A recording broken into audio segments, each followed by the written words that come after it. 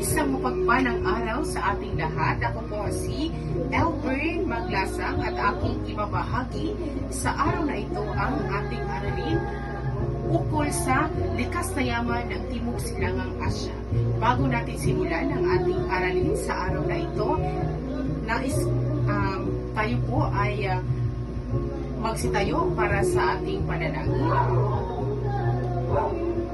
Sa ngalan ng Ama, ng Anak at ng Espiritu Santo, aming mapagpalang Panginoon, sana ay ito kaming gabayan sa araw na ito, sa aming aralin at naway pumasok sa isip ng mga kabataan ang aming diksyon.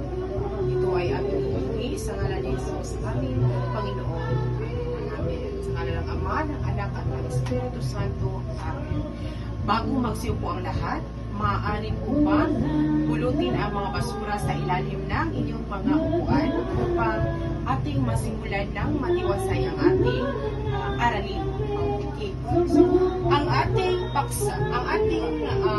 layunin ng ating diksyon, ng ating aralin ay upang matukoy ang mga likas na yaman sa Timog Silangang Asya at maipapaliwanag ang kahalagahan ng likas na yaman sa Timog Silangang Asya. Ano nga ba ang likas na yaman? Pinipili kagumbay na isubang ibahagi sa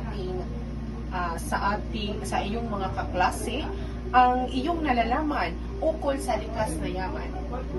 Tama! Ito ay mga bagay na nagmumula sa kalikasan na ginagamit ng tao upang matugunan ang pang-araw-araw na pangangailangan. Ano naman ito ang mga uri ng likas na yaman?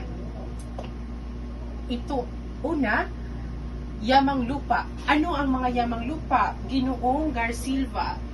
Tama, ito ay mga likas na yaman na makikita sa ibabaw ng lupa. Kagaya na lamang ng kabundukan.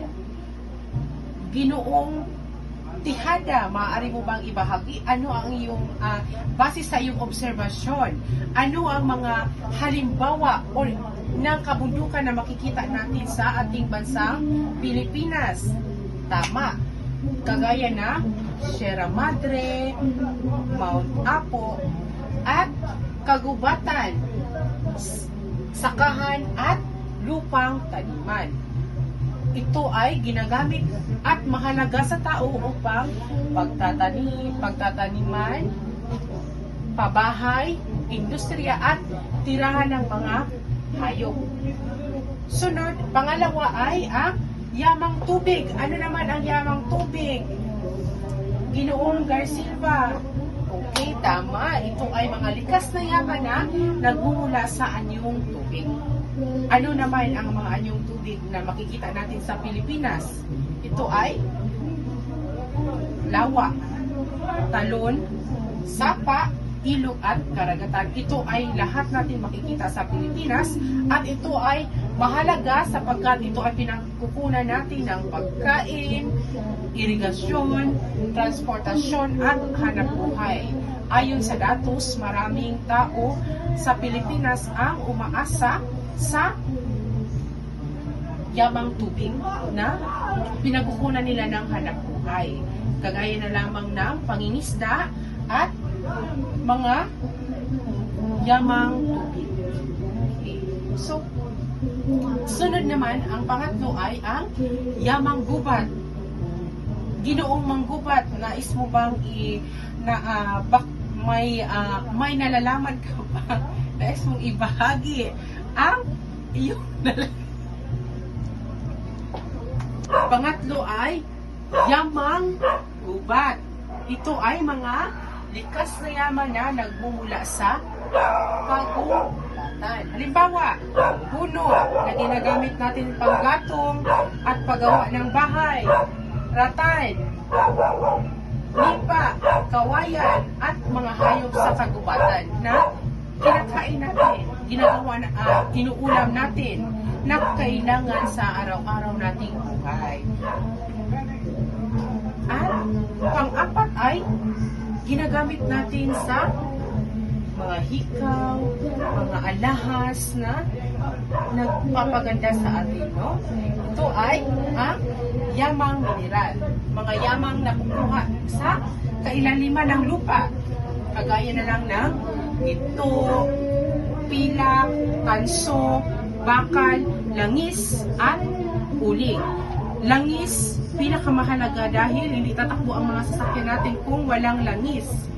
Uling na ginagawa o kailangan sa mga industriya. At ano pa?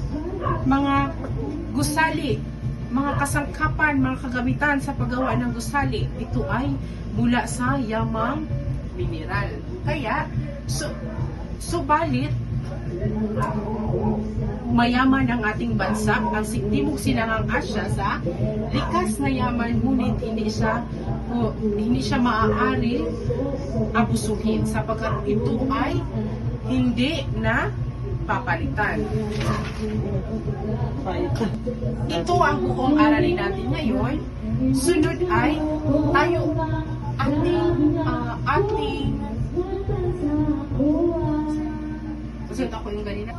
ito ang buong aralin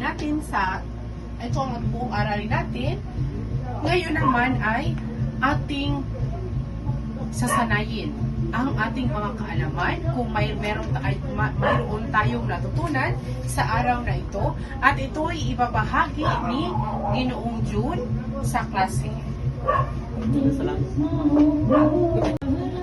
Magandang araw sa lahat. Ako naman si Ginoong June Garcia. Kanina, ating nasaksihan o tinatalakay ng ating guro na si Ginang Elvern Maglasang ang likas na yaman at ang mga uri nito, which is ang mga uri ng likas na yaman. At sa ngayon naman, ating isasanay kung meron ba talaga kayong nalalaman o nakukuha sa aralin kanina. So sa ngayon, may makikita kayong 4 na piraso na papel dito sa ating harapan kung saan andito nakalagay ang 4 na uri ng likas na yaman, yung yamang lupa, yamang tubig, yamang gubat, at ang yamang mineral. Sa puntong ito, meron po akong mga papel dito sa aking mga kamay kung saan natin ilalagay ito sa 4 na likas na yaman. Okay, handa na ba ang lahat? Parang handa na.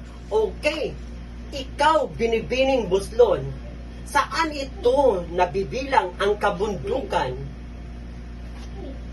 Tama, ang kabundukan ay dito siya nalagay sa yamang lupa. Very good. At ikaw naman, Ginang Maglasang, saan ito nararapat ang kapatagan? Tama, ang kapatagan ay nabibilang ito sa yamang lupa. Parang may natutunan talaga kayo kanina. Yan ang tamang mag-aaral na dapat makinig at dapat maupo ng maayos para malalaman talaga kung ano ang tinatalakay sa kabuuang araw. At sa susunod naman, saan naman ito mabibilang ang karagatan? Ikaw, Ginoong Manggubat, saan ito ilalagay ang karagatan? Tama, dito sa yamang tubig. Very good. Sunod naman, saan ito mailagay ang talon? Ikaw again, Ginang Buslon, saan ito ilagay ang talon? Okay, tama, dito sa yamang tubig again. Okay, sa susunod naman, ito ang mga puno. Saan ito nabilang ang puno? Saan ito ang mga puno ay ilagay natin sa yamang gubat. Tama, dito sa yamang gubat. Dito natin siya ilalagay. At ito naman ang mga halaman sa ang likas o uri ng likas na yaman ito na bibilang. Tama, dito naman ito sa yamang gubat. Kasi alam naman natin yung mga halaman ay hindi lang natin makikita sa mga bahay, hindi makikita din natin ito sa mga kagubatan. At sa susunod naman ay itong ginto, saan natin ito ilalagay? Ikaw, yes, again, manggubat?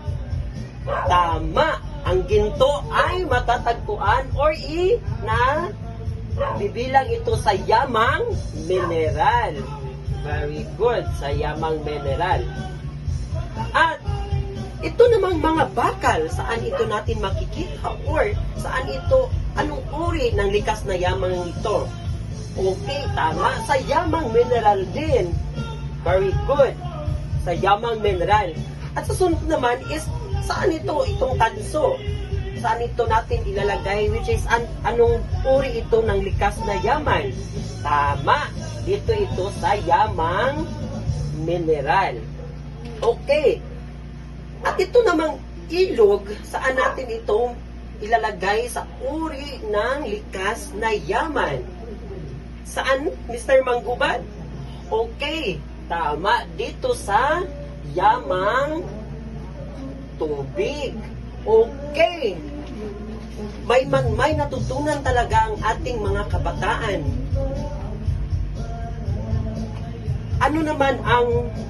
Sige. Okay. May natutunan ba kayo sa ating pagsasanay ngayon? Meron ba kayong natutunan? How about you, Mr. Manggubat? Okay. Very good. May natutunan ka ngayon sa ating pagsasanay. Bago natin lisanin ang 4 na sulok sa silid-aralan na ito, meron akong ibibigay na takdang aralin. Kunin ninyo ang inyong kwaderno at inyong mga ballpen para inyong isulat kung ano ang ating takdang aralin sa araw na ito. Una, maglista ng 3 likas na yaman na matatagpuan sa barangay o lalawigan. Nakuha nyo ba? Or iulit ko ang pagbasa? Okay, ang una nating takdang aralin ay ang maglista ng 3 likas na yaman na matatagpuan sa inyong barangay o lalawigan. Okay. Ang pangalawa ay ang gumuhit o maglagay ng larawan ng bawat uri ng likas na yaman sa iba't ibang bawat larawan o isulat ang halimbawa at kahalagahan nito sa tao. Yon ang ang takdang aralin sa araw na ito. May mga other questions pa ba kayo regarding sa ating leksyon sa araw na ito? Ikaw, ano po yung question ninyo? Wala na. Okay. Sa ngayon, nais ko bang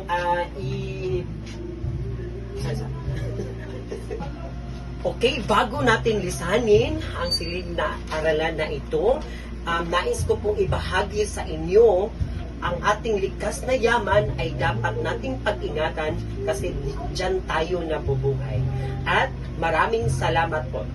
Once again, ito po si Ginoong June Garsilva. Magandang umaga po sa inyong lahat.